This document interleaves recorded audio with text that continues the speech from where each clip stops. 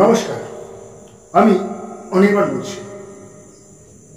মূলত যে বিষয়টিকে আজকে নিয়ে আপনাদের সামনে এসেছি সেটি হল 2021 বিধানসভা নির্বাচনে ভারতীয় জনতা পার্টি ভেবেছিল এ বাংলায় তারা ক্ষমতায় আসবে এবং সেই মতো তারা নিয়মিত স্তরে তৃণমূল কংগ্রেস থেকে একের পর এক নেতাদেরকে দল ভাঙিয়ে নিজেদের দলে নিতে শুরু করে এবং তারপর তারা নির্বাচনে প্রতিদ্বন্দ্বিতা করে এবং একাধিক আসনে তৃণমূল থেকে যাওয়া মানুষদেরকেই তারা প্রার্থী করে।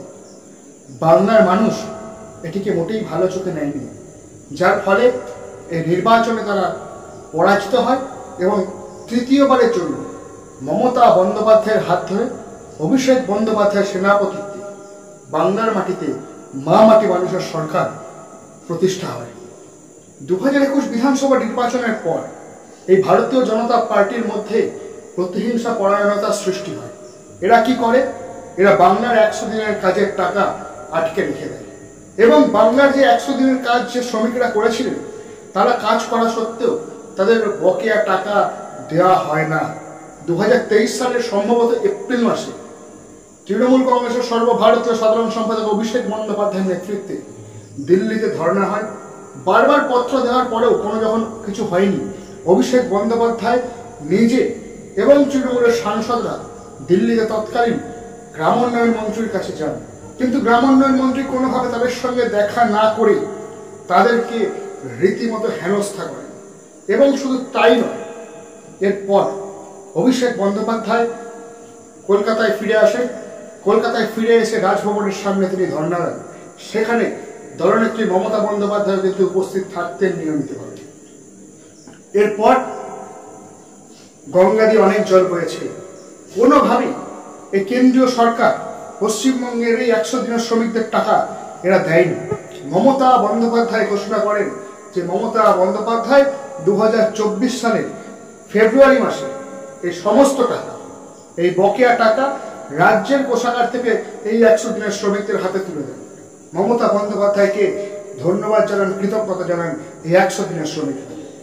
এরপর গত 2025 সালের আগস্ট মাসের 1 তারিখ মহামান্য হাইকোর্ট রায় দেয় যে 100 দিনের কাজ এ বাংলায় কেন্দ্রীয় সরকারকে আবার শুরু করতে হবে এবং তারপর এই কেন্দ্রীয় সরকার দেখে যে তাদেরকে কিন্তু রাজ্য সরকারের কাছে বা রাজ্যের মানুষের কাছে ছোট হতে হবে।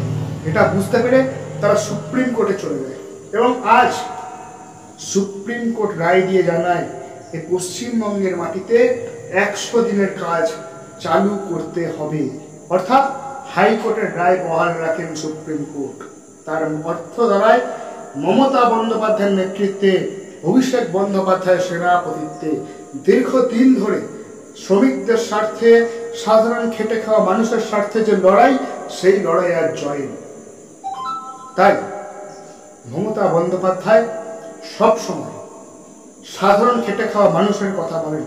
মমতা বন্দ্যোপাধ্যায়, অভিষেক বন্দ্যোপাধ্যায়, তৃণমূল কংগ্রেস সব সময় মানুষের কাছে থাকার কথা বলেন, মানুষের পাশে থাকার কথা বলেন।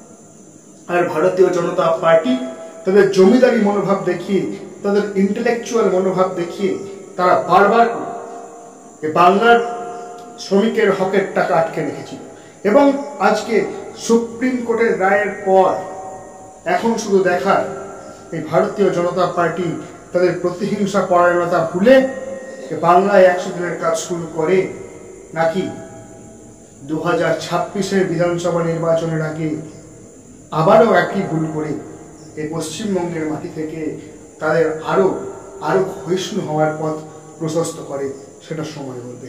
নমস্কার।